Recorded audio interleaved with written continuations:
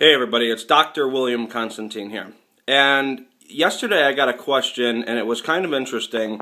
It basically was what everybody really wants to know, which is how come when things in their life happen, it seems like when it rains it really pours. And you know, they went on to give examples, whether it's career or the family, like death in the family or tragedy or anything like that. And then they asked a really pivotal question, which was, is their own thoughts enhancing or enriching because this experience, because they are acknowledging sort of the negative dynamics of it.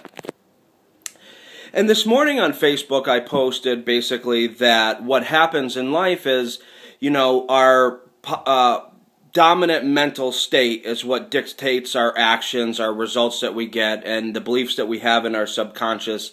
And all of these things really compound and create our paradigm. And that dominant state is actually what we live from. So if you are more of a negative-minded person, so like if an experience happens and you consistently see the negative things in life, then that's really what you're going to be attracting into your life. And, you know, so if you're that type of person who, when something happens, you're constantly seeing it as a negative, then that's what's going to continuously persist in your life. The other thing is that when you look at life in general, you have to understand that there's a law of polarity, which basically says that every thing in life has an opposite. So if something negative, quote unquote, is happening to you, then something positive is happening because of that exact same thing at that exact moment. So there's two things happening. You can either look at it from that negative standpoint and you could see it for the negative aspect, or you could flip the coin and you could see it as the positive aspect. So then what you focus on ends up, you know, rippling out into your life. So if you feel like, if your thought process is, how come when it rains it pours, that's a negative thought process, because what you're saying is, how come bad things constantly happen to me? Instead of, what's a better way that I could see this, or what's the positive that's coming out of this, or what's the positive thing that is flowing from this particular experience that I'm having, or you know, what's a different way I could perceive this rather than the constant automatic negative. And the reason why a lot of people jump automatically to the negative is because it's far easier, to be honest, because it takes a little bit of work to find that positive nugget, that golden nugget in that experience. And so, because it takes that work, we just choose to go towards the negative. Plus, we've been conditioned to go towards the negative.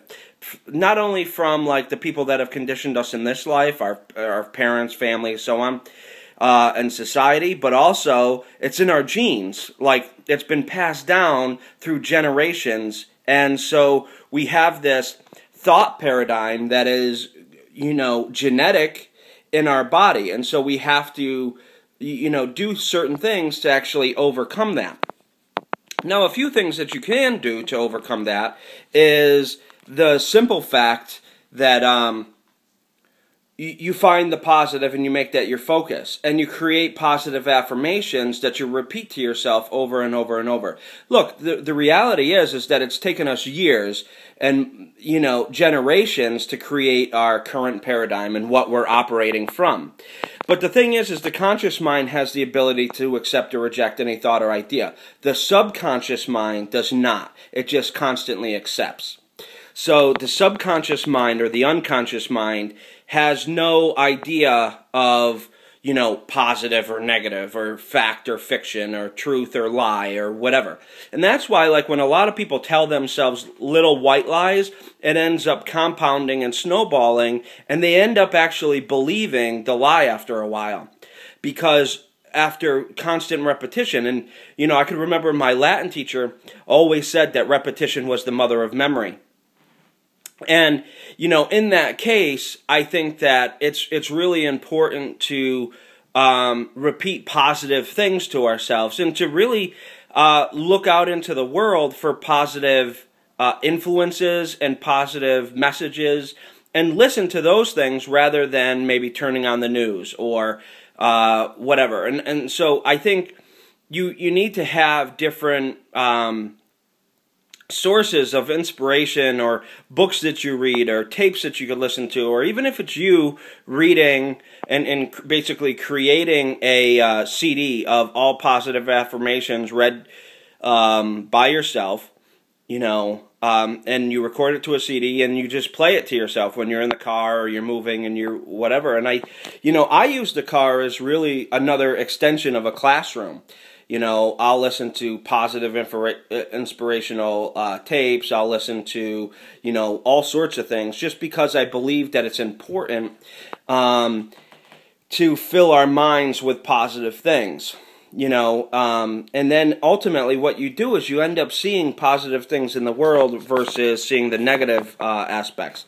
I'm recording this on my iPhone, so please forgive me if my finger touches the camera every once in a while, and if my eyes aren't looking directly at it, because I don't even know really where to look at this camera. So, but that's the way it is in life, is that there's different ways to perceive things, and there's different ways to look at things, and sometimes, looking at it directly isn't always the best option. Sometimes we have to, take and say, well, you know what, there's another way to see this, or the way that I'm getting this, or the results that I'm getting isn't the results that I want, and so maybe I'm doing something wrong or incorrect.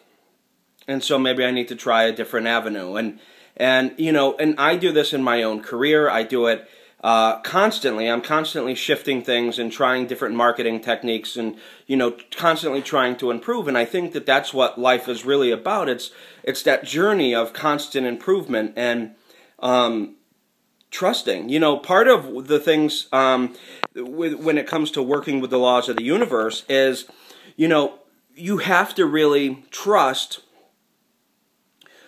what's going on, and you have to trust that it's coming to you. Most people just send out thoughts and say, this is what I want, and they want the universe to supply it. Well, you also have to be ready to receive it, because to be honest with you, if you're not ready to receive that particular experience, then you're not really going to ever receive it, right? Because a lot of times we don't ever accept anything that we're not ready to accept. And and this is why sometimes the grief process takes so long, is because people just, in general, just don't want to accept the fact that, there's been a loss. And so it takes this process. Whereas other people understand that, this person's in a better spot. This isn't really about me. It's not about how I'm affected by the loss. Or they think, well, you know what, I had such a great time with this person. This is how they impacted my life. This is the lessons they taught me. This is, really what I'm grateful for having that connection for. And I think you can take and walk away from any relationship and feel that same way. You could walk away from a bad romantic relationship, and instead of necessarily seeing it bad, you could go, wow, this person really opened my eyes to X, Y, and Z, and I'm really grateful for having this experience. And I know that going into another relationship, I'm going to be even all the more aware and all the more better, because I've had this experience, and I'm tremendously grateful for having this experience. And you know what? This person, while it may not have been the person for me, it was the person for me at this time, and they blessed me so much with so many different lessons. And, and so on. But instead, what we do is we turn around and we focus on all the things that we don't want. And, as a life coach, a lot of times what I'll get is people that say to me, hey, William, how come I keep dating the same person? How come I keep attracting these same, forgive me, people say assholes, how come I keep attracting these same assholes into my life, and I keep dating them time and time again, and I can't seem to break the cycle? And what it is really, when you think about it, when you break up with somebody, you're thinking about everything that went wrong in that relationship, how you were somehow wronged in that relationship, how you were somehow not valued or not appreciated, and you go to thinking all these negative things, and you start to honor all these negative things, right? Even a lot of people will go, well, this is what I don't want in the next relationship. I don't want this, I don't want this, I don't want this, and I don't want this. And then that becomes your focal point. And as you're focusing on everything that you don't want, that's exactly what you're attracting into your life, is everything that you don't want. So, that's really important when you're actually thinking about things. Because the moment you start accepting it as a bad or a negative experience, then that's really what you begin to attract into your life. So, the only person that could deem a negative experience negative is you. And that happens by your conscious mind. So once you accept that by your conscious mind, it goes into your unconscious mind, and you begin to attract and resonate with those types of experiences, and you start to draw that forth. This is why a lot of people will work for the same type of person, like similar bosses, and they have the same gripes. And a lot of times what happens is, if you think about it, a lot of the people that you surround yourself with, you share the same gripes with. A lot of these people that you're basically hanging around with and everything else, a lot of you guys tend to share those exact same gripes about career, relationships, work, blah, blah, blah. And it's so you could commiserate. And basically what happens is that provides you a source that basically corroborates what you're believing as being authentic or real. And in actuality, all you've done is attracted like-minded people into your life that believe those same thoughts. And you do that because you don't want to, so you don't obviously want to be alone, but also the fact is that it provides you proof, and your unconscious mind and your conscious mind, which is basically the one that's supposed to rationalize everything. Well, this provides you proof. It's like when you want to lose weight, you end up, so if you feel overweight, that makes you want to lose weight. And then a lot of times, just feeling overweight, you start to see weight loss ads. I mean, you'll open a magazine and the first thing you'll see is weight loss. Or you'll notice somebody was adding on pounds, like, we'll say somebody like Kim Kardashian, who might add on pounds or fluctuate with her weight. And while that's normal in a lot of instances, the fact is that you're noticing that she's adding on weight, and so, oh, well, this is sort of like a normal occurrence. This is something that happens. And a lot of times we do that to provide proof that either we're overweight or that, it's something that's acceptable. And, so like if we start seeing weight loss ads and things like that, that's a good indicator that our mind is aligned with the fact that we either need to lose weight or we're overweight or weight is an issue. And just like conversely, if you go, and you're looking through a magazine, you might actually see, this is still regarding the weight loss issue, you might see surgery options like plastic surgery or liposuction or pills, liposine, whatever. I mean, you're going to start seeing all these different commercials popping on the TV that all align with your thought process of that you need to lose weight or that you're overweight. You're also going to see the opposite, which is the, fast food, commercials and all sorts of inundations with food. And that's obviously going to be a huge aspect with what you're attracting. So the moment you say that you're overweight to yourself, that's the moment that thought, vibration, gets sent out into the universe, and you start attracting that very thing. And then all of a sudden you start getting frustrated that you keep adding on weight because, it's easier. And honestly, the thing is like when I'll get into this later, but, in order to really attract the things that we want, we have to be emotionally connected to the outcome. And we have to want it with such an intensity and such a passion that we won't take know for an answer, that we believe that it's already here, it's already present. A lot of people, they have that someday-itis where they are constantly thinking, well, someday this will happen for me, or someday that will happen for me. And you know what? By the time someday comes, it hasn't happened because, there's always another someday to today's someday. So, and basically what someday-itis is telling the universe that you don't have it now.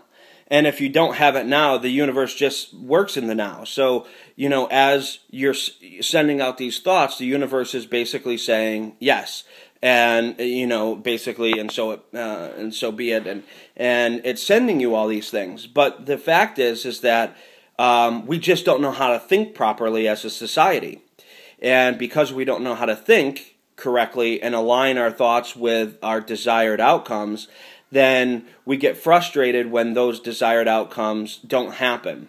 And the fact is that all we have to do is really tweak our thinking in order to get these desired outcomes to, in effect, happen and happen consistently. And once you do it, you'll believe more and more in the process. But the fact is that you have to believe now that it's coming, and you have to believe that it's happening, or you condition your mind through the use of affirmations that over and over and over, so you repeat it 10, 11, 12 times a day, basically, that this is what you're wanting. And I always say that use affirmations from the I am presence, as it's happening now, because there's other laws of the universe to work with. But ultimately, you're creating your life, whether you know it or not, or believe it or not, or whatever, your thoughts and your dominating mental state is basically dictating the results you're getting in your life. So if you look out into your life and you're like, you know what, there's absolutely nothing I would change, then congratulations, you're on the right track. If you're looking out to your life and you're saying, you know what, there's some things that I need to change because I'm not getting the results I want in my career. I'm not getting the results I want in my relationship.